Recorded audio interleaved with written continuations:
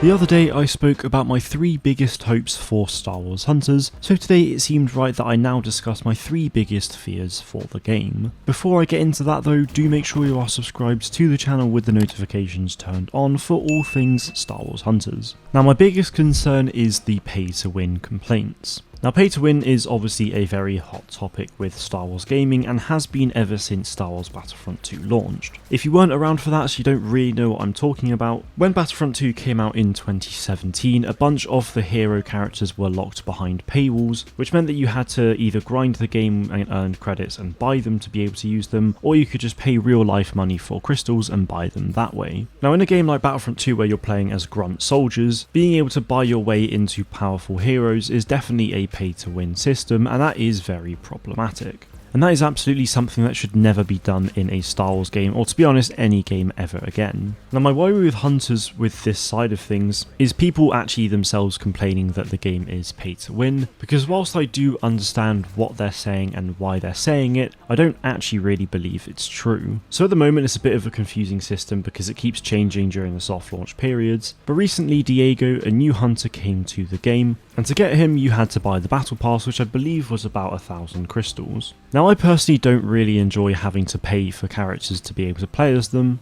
but obviously with Hunters it is a free to play game, so I don't really mind it that much. Now I know that definitely sounds a lot like pay to win. The definition of pay to win is to be able to pay real life money to be able to gain an advantage above other players. Now playing as Diego does not give you a competitive advantage over every single character in the game. If I'm playing as Diego and someone on the enemy team is Reeve, from a long range I as Diego would have the advantage because he is a sharp shooter that does 60 damage to the head, which is quite a lot. You obviously have to be pinpoint accurate, and Reeve is a very quick person. However, if I was up close as Diego against Reeve, I would be absolutely useless. Reeve would absolutely destroy me, and many other hunters would as well at short range, but in a medium to longer range I would probably be the victor. I think the important thing here about being able to buy hunters with crystals is the fact that they genuinely do not give you a competitive advantage. All of the hunters have their own strengths and weaknesses, but there isn't really any one hunter that stands out as the ultimate best, and they have done a really good job with balancing the game overall in my opinion. And to be fair, I would much rather buy a battle pass with a hunter in it for 1,000 crystals than just buying the hunter on its own for 1,000 crystals, because it means if I buy it through the battle pass, I'll get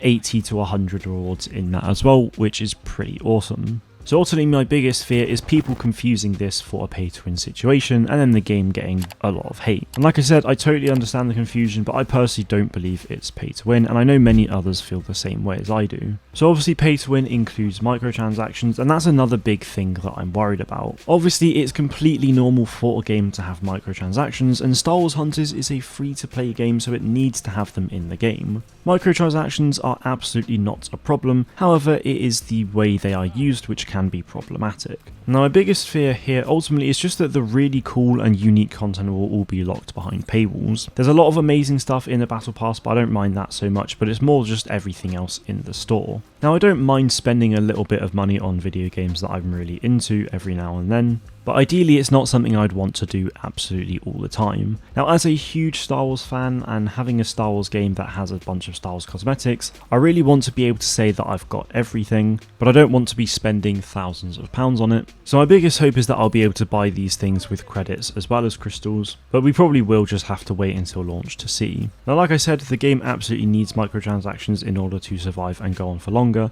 but I know I personally would hate to miss out on content, and I would hate for other people to miss out as well. So hopefully they are used in a good way. Now my final fear is with regards to the communication and marketing of the game. Now over the last few years I've seen countless people making videos saying what's going on, and they're saying they don't understand it, but during a soft launch things are naturally very quiet, and I totally get that. A soft launch product is not representative of the final thing, and fans in the game community especially can sometimes be really horrendous. So if a lot of people saw what Hunters was at launch for example, then the game may have got tons of hate compared to what it is now. Now I'm not saying Hunters was bad at the start, it was still very good, but it was ultimately very bare bones compared to what we have now. And as someone who has been playing it since it started in soft launch, I've been able to see a really big progression on the game, and I'm very excited for everyone else to be able to really experience it. So with regards to communications and marketing then, as the soft launch product isn't representative of the final product, it's best to try and keep that behind closed doors as much as possible, which is why a lot of the time games are soft launched in places like Australia or vast parts of Asia.